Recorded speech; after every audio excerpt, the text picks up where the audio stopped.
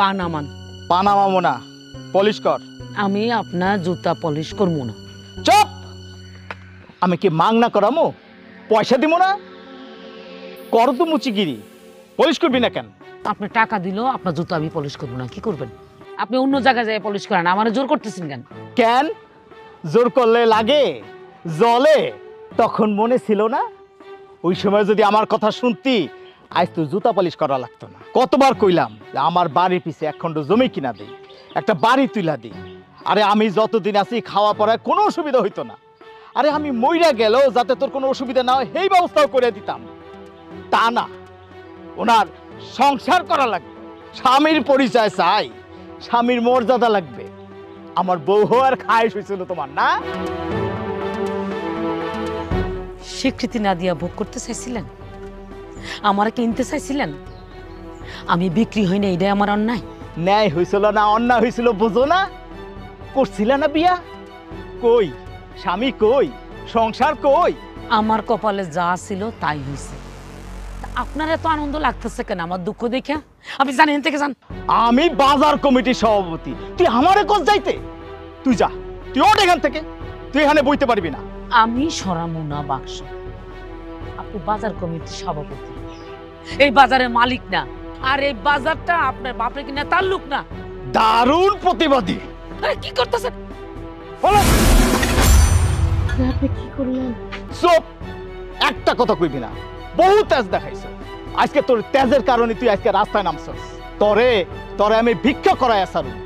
এইখানে আর তুই বইতে পারবি না, এখানে আমি সবজির দোকান দিব। সরা, তুই সর। আল্লাহ একজন আছে, সে সব দেখতেছে। যেই ক্ষমতা মানুষকে মানুষ মনে করে না, সেই ক্ষমতা আল্লাহ একদিন কাইরাও নিব। আল্লাহ দিতেও পারে, আবার নিতেও পারে। আমিও তো তাই কই, আল্লাহ তোর থেকে নিছে আর আমারে দিছে।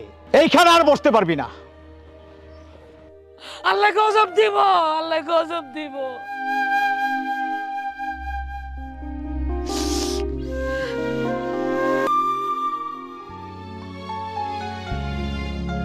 ঘরে আসো?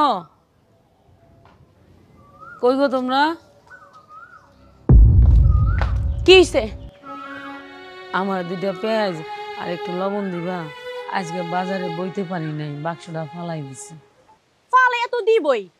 আপনি যেইভাবে মানুষের সাথে তর্ক করেন, আল্লাহ গো আল্লাহ। আমি তো তর্ক করি নাই, ওরা আমার গায়ে পড়ে তর্ক করতে হয়েছে, আমার বাক্সটা ফালাই দিছে। ঠিকই আছে, যেমন আপনার তেজ তেমন আপনার দুর্ভাগ্য। তুমি তেজ দেখাইতেছো কেন? আমি কি তোমার ঘরে আগুন দিচ্ছি? দুইটা পেঁয়াজ চাইছি, দিলে দিবা, না দিলে নাই। এত কথা কইতেছো কেন? আপনারে কতবার বলছি আপনি জুতার বাক্স নিয়ে বাড়িতে ঢুকবেন না। এই পচা জুতা থেকে যে কি গন্ধ আসে, এইটা যদি আপনি বুঝতেন তো আমার সাথে তর্ক করতেন না। আমার জুতার বাক্স যদি আমার ঘরে রাখি তাহলে তোমার সমস্যা কি? অবশ্যই সমস্যা আছে। আপনি এমন কিছু করতে পারবেন না যাতে আপনার প্রতিবেশীর সমস্যা হয়, পরিবেশ দূষণ হয়। আমি চাইলে কিন্তু আপনার নামে নালিশ দিতে পারি পৌরসভায়। নালিশটা কেন দিনে জানেন? বয়স্ক মানুষ, এই জন্য আপনার হয়রানি করতেছেন। তা আপনি এমন একটা মানুষ, আল্লাহ রে আল্লাহ, আপনার জন্য পুরো গ্রামটা ভোগান্তিতে পড়তেছে। আল্লাহ রস্তে পচা জুতার গন্ধ আর শুকায় নামগো। মেহেরবানি করে মাফ করে দেন, আপনি যান এখান থেকে। যান। আমার বাক্স তো জুতাই নাই, তোমরা গন্ধ পাইলা কই? গন্ধ আসে আপনার শরীর থেকে। সারাদিন যে জুতা নিয়ে মাখামাখি করেন, যান এখান থেকে যান, অনেক হয়েছে। আচ্ছা, তোমার বাপের মাথায় তো অনেক হারামি বুদ্ধি আছে। মানে ওইভাবে না, তার তো বুদ্ধি আছে অনেক। আমরা ভালো বুদ্ধি মন্দ বুদ্ধি, অনেক বুদ্ধি তো থাকে মানুষের মাথায়। আমরা ভালো বুদ্ধিটা নিলাম না, হারামি বুদ্ধিটা নিলাম। তো তাহলে কি হলো? সেও বের হয়ে গেল, মুচি হলেও বের হইলো, আমাদেরও কোনো দোষ হলো না। আচ্ছা, আমার বাপের মাথায় হারামি বুদ্ধি আছে, সে হারামি বুদ্ধি দেয়। ওইভাবে বলি না, সে তো একজন বুদ্ধিমান মানুষ, সেটা আমি মাইনে নিয়েছি। আমরা খারাপটা বুদ্ধিটা নেবো আর কি, এটা। তুমি না পুরনো, তোমার মাথায় কোনো বুদ্ধি নাই। আম্মাজান, আম্মাজান, মিথি কই রে মা? আব্বা কেমন আছেন? ভালো আছি। এই নে ফল নিয়ে আসছি, গাছে হইছে। এত কষ্ট করে আনতে গেলেন কেন আপনি? না না, এগুলো আনতে তো কষ্ট হয় নাই, তো দুর্গন্ধে থাকতে পারতেছি না, কেমন জানি চামড়া পচা গন্ধ আসতেছে। আপনি এখানে বসে আছেন কেন? উঠেন এখান থেকে। আহা, ওরে ধমকাইস না। এই মুসি একটা ফল দে তো, দে দে দে দে, এই নে, এটা মুসিরে দে। আমি ফল খামো না, আমার ফলের দরকার নাই। এই গরিব, এত রাগ করো কেন? পাশাপাশি থাকো সেই জন্যই তো ধমকটা খাইছো। তুমি যদি আর এক গ্রামে থাকতা তাহলে কি আর ধমক খাইতা? আপনাকে কথা বলা না বলা কোনোটাই আমি তোয়াক্কা করি না। আমার কপালে যা আছে তাই হইব। আপনাকে ফল আপনারাই খান। দেখছস কত বড় বেয়াদব, আমার মুখে মুখে তর্ক করে। কোনো সামাজিকতা আছে, ভদ্রতা আছে?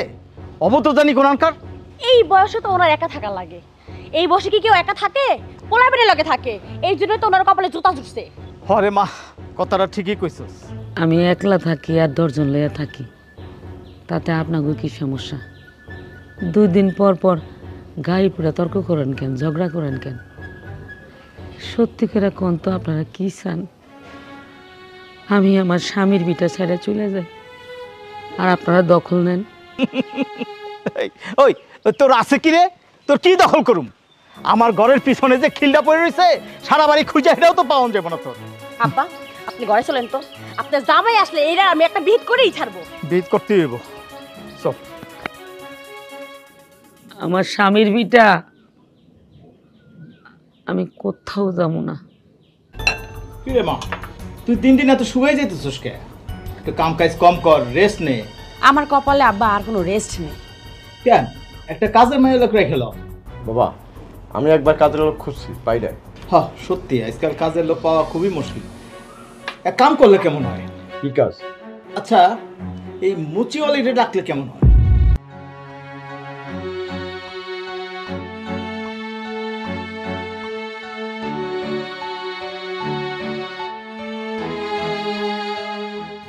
এইভাবে শুয়ে বসে থাকলে হইবে? খাইতে হইবে না?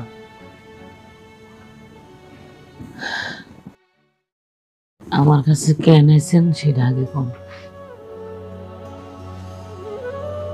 আপনি মুরব্বী মানুষ, সারাদিন কষ্ট করেন, তাতে তো আপনার খাওয়ার খরচটা হয় না। আমার কপালে নাই তাই হয় না। কপালে আছে, বাহিরে কাজ না করিয়া ঘরে কাজ করলেই তো হয়। মানে আমার ঘরে তো বেশি লোকজন নাই, আমি আর আমার বউ। মাঝে মাঝে আমার শ্বশুর আসে। আপনি আমার ঘরে থাকলেন, রান্না বান্না টুকটাক কাজ করলেন, খাওয়া থাকা নিয়ে সমস্যা হবে না। মাস শেষে 500 টাকা বেতন দেব। আমি আপনার ঘরে কাম করুন। আরে বাবা, কেন? আমি তো মাগনা করাবো না, টাকা দিব। আপনি হন যান, আমি পরে ভাইবে জানাবো। ভাবাভাবির কি আছে? নিজের ভালো তো পাগলও বুঝে। আপনি যদি আপনার ভালো না বুঝেন তাহলে তো আমার কিছু করার নাই। করবো 3 বেলা খাওয়া, 1000 টাকা দিতে হইব।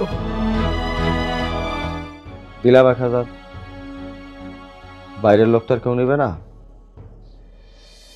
আপনি তো আমার আপনার লোকই, আপনি পাইলেন 1000, আর থাকা খাওয়া তো আছেই। আমি 3 বেলা খামু, কিন্তু আপনার ঘরে থাকুম না। আমার একটা ঘর আছে, স্বামীর মিঠা, ভাঙ্গা হোক পুরানো হোক, এই স্বামীর মিঠাতে আমি মরার আগ পর্যন্ত থাকবো। আপনার দেমাগ আছে, দেমাগ থাকা ভালো। কালকে থেকে কাজে এসেন। কাজ করার সময় দেমাগ রাখবেন না। আমার বউ তো একটু রাগী, সে দেমাগ সহ্য করতে পারবে না। আল্লাহ, এত সুখ আমার, আল্লাহ তুমি এত সুখ রাখছো।